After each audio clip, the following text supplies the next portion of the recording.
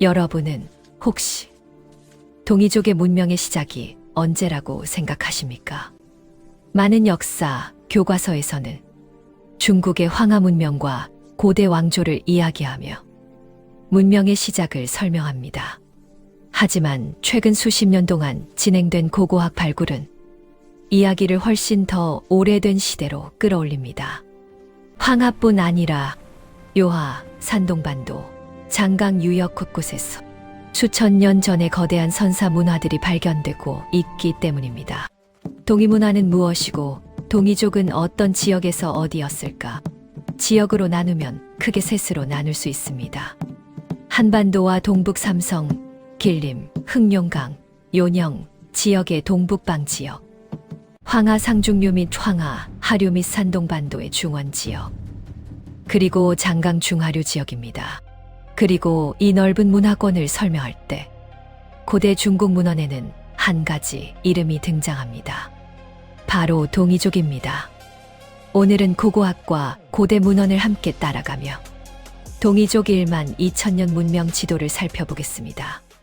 1만 2천년 전 문명의 씨앗, 빙하기가 끝난 약 기원전 1만 년 전 동북아시아의 기후는 따뜻해졌고 사람들은 강과 바다 주변에 정착하기 시작합니다. 이 시기 등장한 문화 가운데 가장 오래된 문화 중 하나가 바로 상산 문화입니다. 이 문화는 약 기원전 9400년 무렵 지금의 장강 하류 지역에서 나타납니다.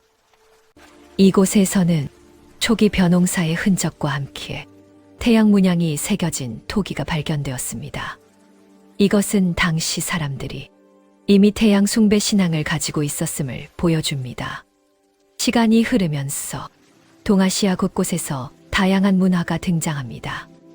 요하 유역에서는 홍산 문화, 황하 중류에서는 앙소 문화, 산동반도에서는 대문구 문화, 장강 하류에서는 양저 문화 같은 문화가 등장합니다. 이 문화들은 서로 다른 지역에 존재했지만 강과 바다를 통해 교류했습니다. 그래서 서로 다른 지역에서도 비슷한 문화 요소들이 발견됩니다. 특히 산동반도에서 발견된 대문구 문화는 동아시아 신석기 문화 가운데 매우 중요한 위치를 차지합니다. 이 문화는 약 기원전 4300년에서 기원전 2500년 사이에 존재했습니다. 이곳에서는 채색 긴목 항아리, 팽이형 토기, 의뢰용 흑도 같은 독특한 토기들이 발견되었습니다.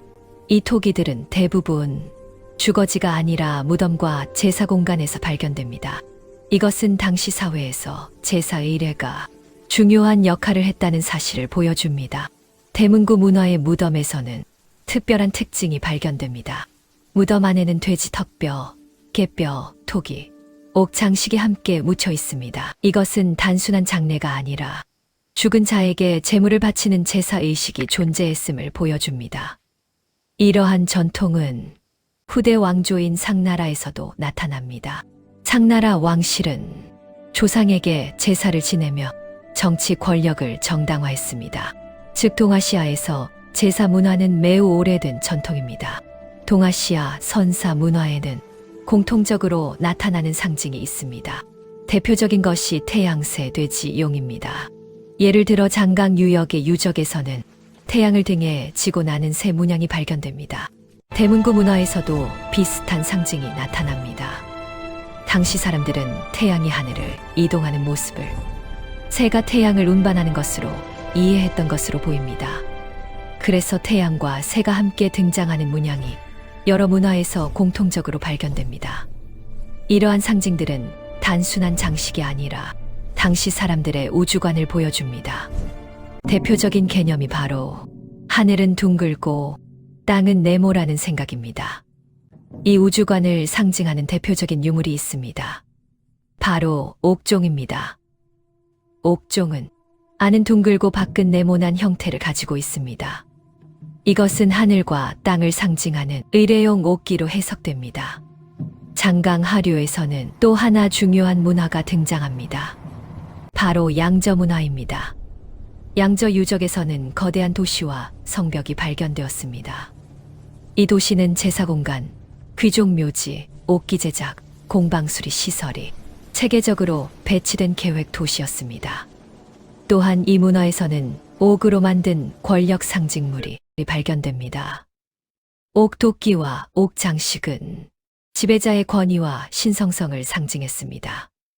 오늘날 중국 고고학계에서는 동아시아의 선사 문화를 별이 가득한 하늘이라는 표현으로 설명합니다. 하나의 중심 문명이 아니라 여러 문화가 동시에 발전했다는 의미입니다. 그 가운데에는 홍산 문화, 앙소 문화, 대문구 문화, 양저 문화 같은 중요한 문화들이 존재합니다. 이 문화들은 서로 교류하며 동아시아 문명의 기반을 형성했습니다. 고대 중국 문헌에서는 동쪽에 살던 여러 집단을 동이라고 기록했습니다.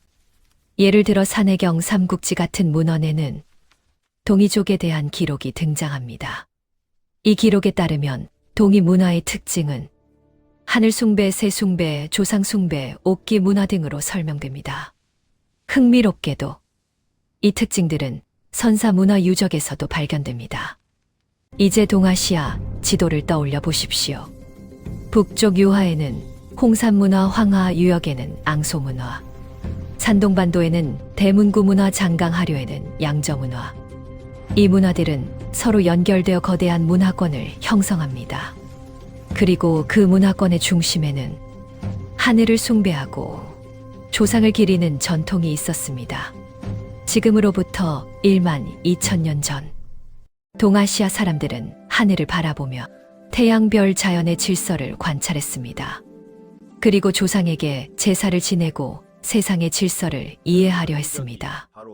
그 흔적이 바로 토기, 문양, 옥기, 상징, 제사, 유적 속에 남아 있습니다.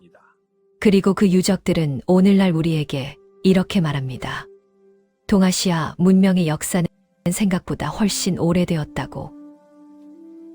그 긴 역사 속에서 우리는 아직도 많은 이야기를 조금씩 발견하고 있는 중입니다.